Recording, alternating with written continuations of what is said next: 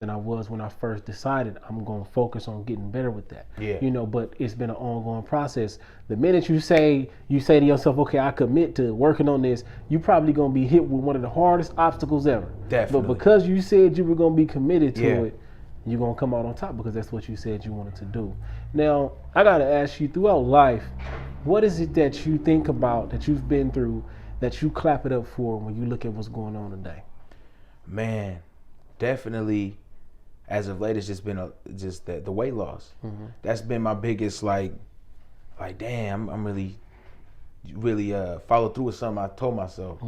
Cause we're if you think about it, for me, I can only speak for me personally. When I was at my biggest, I was terrible to myself. Yeah, I wasn't a good person to me. I feel you. You know what I'm saying? Like, Yeah. I lie to myself. Like, my boy Rob told me, he explained it to me the best way I've ever heard it explained. If I lied to you guys like I lied to myself, we wouldn't be friends. So I was like, okay. I was like, damn, that's some real shit.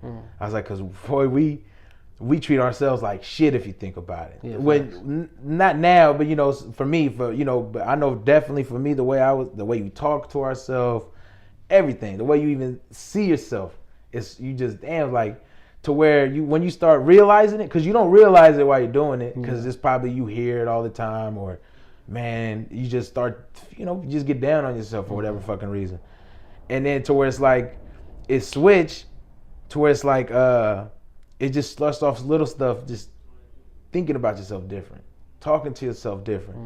That's all important. It's really important. it's like it really is, because all this shit out here is a mind game, man. You don't want to be out here at a disadvantage. You got to keep this thing working all the time, fucking growing all the time.